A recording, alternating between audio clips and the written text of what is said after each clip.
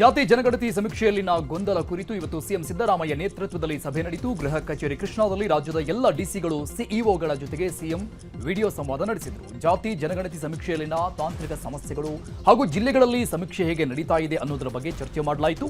ಸಭೆ ಬಳಿಕ ಮಾತನಾಡಿದ ಸಿಎಂ, ಯಾವುದೇ ಕಾರಣಕ್ಕೂ ಸಮೀಕ್ಷೆಯ ಅವಧಿಯನ್ನ ವಿಸ್ತರಣೆ ಮಾಡಲ್ಲ. 90% ಸಮಸ್ಯೆಗಳು ಇತ್ಯರ್ಥ ಮಾಡಲಾಗಿದೆ. ಉಳಿದ ಸಮಸ್ಯೆಗಳು ಇವತ್ತೇ ಇತ್ಯರ್ಥವಾಗುತ್ತೆ ಅಂತ ಹೇಳಿದರು. ಇನ್ನು ಜಾತಿ ಗಣತಿಗೆ ಕೆಲವೆಡೆ ಶಿಕ್ಷಕರ ನಿರಾಸಕ್ತಿ ಮತ್ತು ಗೈರು ಹಿನ್ನೆಲೆಯಲ್ಲಿ ಗಣತಿಗೆ ಹಾಜರಾಗುವ ಸಮೀಕ್ಷಾದಾರರಿಗೆ ಗೌರವ ಸಂಭಾವನೆ ನಿಗದಿಗೊಳಿಸಿ ಹಣ ಬಿಡುಗಡೆ ಮಾಡಲಾಗಿದೆ.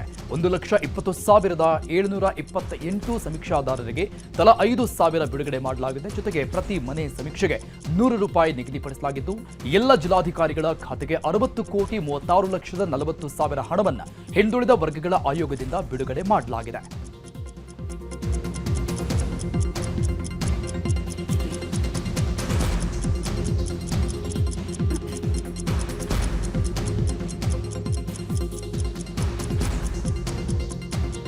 ಏನು ವಾಸ್ತವಾಂಶ ಸಮಸ್ಯೆ ಏನಿದೆ ಅಂತೇಳಿ ಎಲ್ಲ ಚರ್ಚೆಯನ್ನು ಮಾಡಿದ್ದಾರೆ.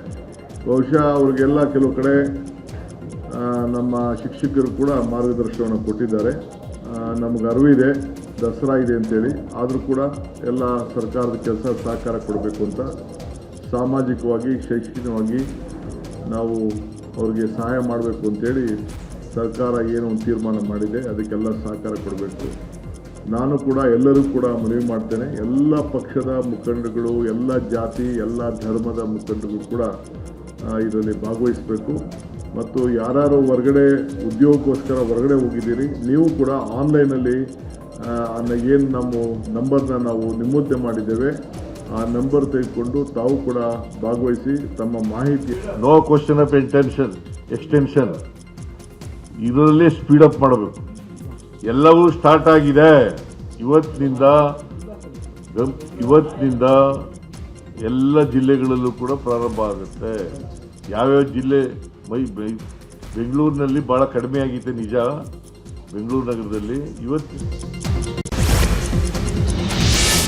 ಜಾತಿ ಜನಗಣತಿಯಲ್ಲಿ ಮತ್ತೊಂದು ಎಡವಟ್ಟಾಗಿದೆ. ನಡೆಯಲು ಬಾರದ ವಿಕಲಚೇತನರನ್ನ ಸಮೀಕ್ಷೆ ಕೆಲಸಕ್ಕೆ ಹಾಕಲಾಗಿದೆ. ಈ ಬಗ್ಗೆ ವಿಕಲಚೇತನ ರಾಜ್ಯ ಸರ್ಕಾರಿ ನೌಕರರ ಸಂಘದ ಅಧ್ಯಕ್ಷ ಬೀರಪ್ಪ ಅಸಮಾಧಾನವನ್ನ ವ್ಯಕ್ತಪಡಿಸಿದ್ದಾರೆ. ಕರ್ತವ್ಯ ನಿರ್ವಹಿಸೋಕೆ ನಮಗೆ ಹಿಂಜರಿಕೆ ಇಲ್ಲ, ಆದರೆ ಸಂಪೂರ್ಣವಾಗಿ ನಡೆಸೋದಕ್ಕೆ ಬಾರದ ನಾವು ದಿನಕ್ಕೆ 150 ಮನೆಗೆ ಹೋಗೋದು ಹೇಗೆ?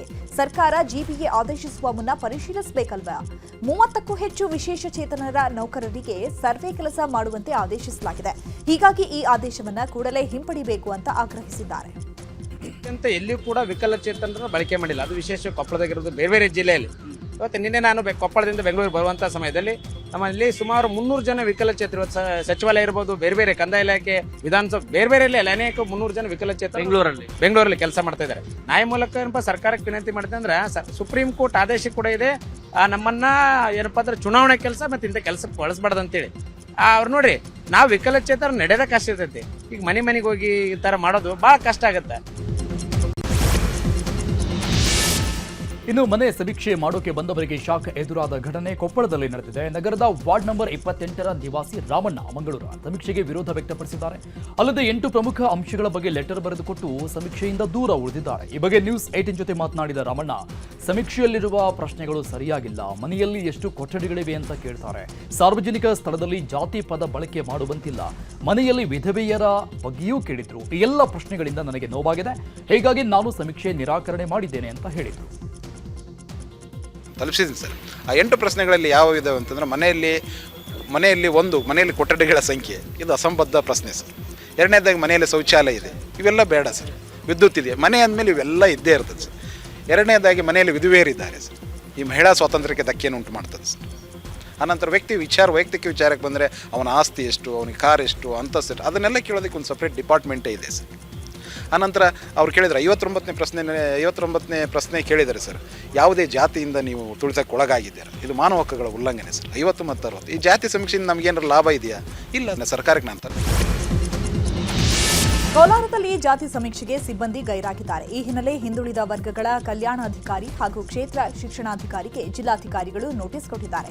ಕೋಲಾರ ಜಿಲ್ಲೆಯ 6 ತಾಲೂಕುಗಳ ಕ್ಷೇತ್ರ ಶಿಕ್ಷಣಾಧಿಕಾರಿಗಳಿಗೆ ನೋಟಿಸ್ ಜಾರಿ ಮಾಡಲಾಗಿದೆ. ನಿನ್ನೆ ಕೋಲಾರ ಜಿಲ್ಲೆಯಲ್ಲಿ 645 ಸಿಬ್ಬಂದಿ ಕರ್ತವ್ಯದಲ್ಲಿ ಭಾಗಿಯಾಗದೆ ನಿರ್ಲಕ್ಷ್ಯ ತೋರಿದ ಹಿನ್ನೆಲೆ ನೋಟಿಸ್ ಜಾರಿ ಮಾಡಲಾಗಿದೆ. ಸಮೀಕ್ಷೆ ಹೆಸರಲ್ಲಿ ನೈಜ ಸಮಸ್ಯೆಗಳನ್ನು ಡೈವರ್ಟ್ ಮಾಡುವ ಪ್ರಯತ್ನ ಆಗ್ತಾ ಇದೆ ಅಂತ ಕೇಂದ್ರ ಸಚಿವ ಜೋಶಿ ಕಿಡಿಕಾರಿದ್ದಾರೆ. ಬೀದರ್ನಲ್ಲಿ ಮಾತನಾಡಿದ ಜೋಶಿ, ರಸ್ತೆ ಇಲ್ಲ, ಯಾವುದೇ ಕ್ಷೇತ್ರದಲ್ಲೂ ಅಭಿವೃದ್ಧಿ ಕಾಮಗಾರಿಗಳು ಆಗ್ತಾ ಇಲ್ಲ, ಗುಂಡಿ ಮುಚ್ಚಲಿಕ್ಕೆ ಹಣ ಇರಲಾರದಷ್ಟು ಪರಿಸ್ಥಿತಿಗೆ ತಲುಪಿದ್ದಾರೆ. ಜಾತಿ ಸಮೀಕ್ಷೆ ಮಾಡುವ ಶಿಕ್ಷಕರಿಗೆ ತರಬೇತಿ ಕೊಟ್ಟಿಲ್ಲ, ಸೆಪ್ಟೆಂಬರ್ ಕ್ರಾಂತಿಯನ್ನ ಹೇಗಾದರೂ ಮುಂದೂಡಲು ಜಾತಿ ಸಮೀಕ್ಷೆ ಮಾಡ್ತಿದ್ದಾರೆ ಅಂತ ವಾಗ್ದಾಳಿ ನಡೆಸಿದರು. ಹೆಸರಿನಲ್ಲಿ ಇರುವಂಥ ನೈಜ ಸಮಸ್ಯೆಗಳನ್ನು ಡೈವರ್ಟ್ ಮಾಡುವಂಥ ಒಂದು ಪ್ರಯತ್ನ ಇದು. ರಸ್ತೆ ಇಲ್ಲ, ರಾಜ್ಯದ ಆರ್ಥಿಕ ಸ್ಥಿತಿ ಹದಗೆಟ್ಟು ಹೋಗಿದೆ, ಯಾವ ಕ್ಷೇತ್ರದಲ್ಲಿಯೂ ಸಹಿತ ಅಭಿವೃದ್ಧಿ ಕಾಮಗಾರಿಗಳು ನಡೀತಾ ಇಲ್ಲ, ಗುಂಡಿ ಮುಚ್ಚಲಿಕ್ಕೆ ಹಣ ಇರಲಾರ್ದಂಥ ಸ್ಥಿತಿಗೆ ಇವರು ಬಂದು ತಲುಪಿದ್ದಾರೆ. ಹಾಗಾಗಿ ಈಗ ಧರ್ಮಸ್ಥಳ ರಹಸ್ಯಕ್ಕೆ ಸಂಬಂಧಪಟ್ಟಂತಹ ಸುದ್ದಿಗಳು. ಶ್ರೀ ಕ್ಷೇತ್ರ ಧರ್ಮಸ್ಥಳದ ಅಮೃತ ವರ್ಷಿಣಿ ಸಭಾಂಗಣದಲ್ಲಿ ಇವತ್ತು ಧರ್ಮಸ್ಥಳ ಭಕ್ತರಿಂದ ವಿಶೇಷ ಪ್ರಾರ್ಥನೆ ಜೊತೆಗೆ ಲಲಿತ ಸಹಸ್ರನಾಮ ಕಾರ್ಯಕ್ರಮ ನಡೆಸಲಾಗಿದೆ. ಕಾರ್ಯಕ್ರಮದಲ್ಲಿ ಧರ್ಮಸ್ಥಳದ ಧರ್ಮಾಧಿಕಾರಿ ಡಾಕ್ಟರ್ ಡಿ ವೀರೇಂದ್ರ ಹೆಗ್ಗಡೆ, ಪತ್ನಿ ಹೇಮಾವತಿ ಹೆಗ್ಗಡೆ, ಹರ್ಷೇಂದ್ರ ಹೆಗ್ಗಡೆ ಸೇರಿದಂತೆ ಕುಟುಂಬಸ್ಥರು ಪಾಲ್ಗೊಂಡಿದ್ದಾರೆ. ಇದರ ಜೊತೆಗೆ ಇಡೀ ಧರ್ಮಸ್ಥಳ ಗ್ರಾಮದ ಗ್ರಾಮಸ್ಥರು ಭಾಗಿಯಾಗಿದ್ದಾರೆ. ಮಂಜುನಾಥ ಸ್ವಾಮಿ ಹಾಗೂ ಅಣ್ಣಪ್ಪ ಸ್ವಾಮಿಯ ಭಕ್ತಾದಿಗಳಿಂದ ಪ್ರಾರ್ಥನೆ ಸಲ್ಲಿಸಿ ನಂತರ ಮಹಿಳಾ ಭಕ್ತಾದಿಗಳಿಗೆ ಬಾಗಿನ ನೀಡಿ ಗೌರವ ಸಲ್ಲಿಸಲಾಗಿದೆ. ಇನ್ನು ಕಾರ್ಯಕ್ರಮದಲ್ಲಿ ಮಾತನಾಡಿದ ಧರ್ಮಾಧಿಕಾರಿ ಡಾಕ್ಟರ್ ವೀರೇಂದ್ರ ಹೆಗ್ಗಡೆ, ಸಿದ್ಧಗಂಗಾ ಶ್ರೀಗಳನ್ನ ನೆನೆದಿದ್ದಾರೆ. ಕೋವಿಡ್ ಸಮಯದಲ್ಲಿ ಹಾಗೂ ಈಗ ಅನೇಕ ಪುಸ್ತಕಗಳನ್ನ ನಾನು ಓದಿದ್ದೇನೆ. ಅದರಲ್ಲೂ ಸಿದ್ಧಗಂಗಾ ಶ್ರೀಗಳ ಹಲವು ಪುಸ್ತಕಗಳನ್ನ ನಾನು ಓದಿದ್ದೇನೆ. ನಮ್ಮನ್ನ ಹೊಗಳಿದ್ದೀರಿ, ಆದರೆ ನಮ್ಮ ಸೇವೆ ಧರ್ಮ ನಮಗೆ ಮುಖ್ಯ ಅಂತ ಸಿದ್ಧಗಂಗಾ ಶ್ರೀಗಳು ಹೇಳಿದ್ದಾರೆ ಅಂತ ಹೇಳಿದರು. ಮೊದಲನೇದಾಗಿ ನಾನು ಕೋವಿಡ್ ಸಂದರ್ಭದಲ್ಲಿ ಅನೇಕ ಪುಸ್ತಕಗಳನ್ನು ಓದ್ತಾ ಇದ್ದೆ. ಈಗ ಈ ಸಂದರ್ಭದಲ್ಲಿ ಕೂಡ ಅನೇಕ ಪುಸ್ತಕಗಳನ್ನು ಓದ್ತಾ ಇದ್ದೇನೆ. ಅದರಲ್ಲಿ ನಮ್ಮ ಸಿದ್ಧಗಂಗಾ ಮಠದ ಸ್ವಾಮಿಗಳ ಕೆಲವು ಪುಸ್ತಕಗಳನ್ನು ಓದ್ತಾ ಇದ್ದೆ. ಅದೆಲ್ಲ ಅವರು ಹೇಳಿದ್ದಾರೆ, ನನ್ನನ್ನು ಹೊಗಳಿದ್ದೀರಿ, ನಮಗದು ಪ್ರಿಯವಾದುದಲ್ಲ, ನಮ್ಮ ಕರ್ತವ್ಯ ಧರ್ಮ ಸೇವೆ ಎಂದು ಭಾವಿಸಿದ್ದೇವೆ. ಪ್ರಪಂಚ ಇಂದು ವೇಗವಾಗಿ ಸಾಗಿದೆ, ಪ್ರಗತಿ ಭೌತಿಕ ಅನೂಹ್ಯವಾಗಿ ನಡೆದಿದೆ. ಎಷ್ಟಾಗಿಯೂ ನಿರಾಶೆ ವ್ಯಾಪಕವಾಗಿದೆ. ಸಮಸ್ಯೆಗಳಿಗೆ ಲೆಕ್ಕವಿಲ್ಲ, ಎಲ್ಲರೂ ನೆಮ್ಮದಿ ಇಲ್ಲ, ಅಸಮಾಧಾನದ ಹೊಗೆಯಾಡುತ್ತದೆ.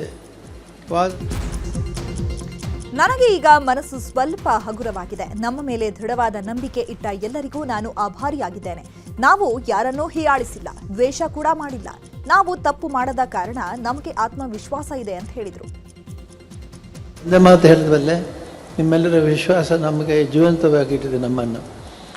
ಈ ಸಂದರ್ಭದಲ್ಲಿ ಬೇರೆ ಯಾರಾದರೂ ಕೇಳಿದರೆ ನೀವು ಹೇಗೆ ಅದನ್ನು ನಿಭಾಯಿಸ್ತೀರಿ, ಹೇಗೆ ಇಷ್ಟು ಸಂತೋಷವಾಗಿದ್ದೀರಿ, ನಾನೇ ಅವರಿಗೆ ಇಷ್ಟ ಹೇಳಿದೆ, ಒಂದು ನಾವು ತಪ್ಪು ಮಾಡಲಿಲ್ಲ, ಹಾಗಾಗಿ ನಮ್ಮ ತಪ್ಪು ಮಾಡದಿರೋದು ನಮಗೆ ಆತ್ಮವಿಶ್ವಾಸ ಇದೆ. ಇನ್ನು ಎಸ್ಐಟಿ ತನಿಖೆ ಬಗ್ಗೆಯೂ ಮಾತನಾಡಿದ ಅವರು, ಎಸ್ಐಟಿ ವರದಿ ಅರ್ಧ ಬಂದ ಕಾರಣ ನಾನು ಇಷ್ಟು ಧೈರ್ಯವಾಗಿ ಮಾತನಾಡ್ತಾ ಇದ್ದೀನಿ. ನಮ್ಮ ಹೊಳಪು ಹಾಗೆ ಉಳಿದಿದೆ. ಇದಕ್ಕೆ ನಾನು ಸರ್ಕಾರಕ್ಕೆ ಕೃತಜ್ಞತೆ ಸಲ್ಲಿಸ್ತೇನೆ ಅಂತ ಹೇಳಿದ್ದಾರೆ. ನಾವು ಯಾರಿಗೆಲ್ಲರಿಗೂ ಒಂದೇ ಹೇಳಿದೆ, SIT ರಿಪೋರ್ಟ್ ಬರುತ್ತೆ, ನಾನು ಏನು ಹೇಳೋದಿಲ್ಲ ಅಂತ. ಈಗ ಅರ್ಧ ರಿಪೋರ್ಟ್ ಬಂದದ್ರಿಂದ ಎಷ್ಟು ಧೈರ್ಯವಾಗಿ ನಾನು ಮಾತಾಡೋದಿಲ್ಲ. ಯಾಕೆಂದರೆ ಮಾತಾಡಬಾರ್ದು ಅಂತ ಹೇಳಿದ್ರು ನಮ್ಮ ವಕೀಲರು, ಇವರೆಲ್ಲ ಮಾತಾಡಬೇಡಿ, ನೀವೇನು ಎಲ್ಲ ಸತ್ಯ ಹೊರಗೆ ಬರಲಿ ಅಂತ. ಸರ್ಕಾರಕ್ಕೆ ನಾನು ಕೃತಜ್ಞನಾಗಿದ್ದೇನೆ SIT ಮಾಡಿ.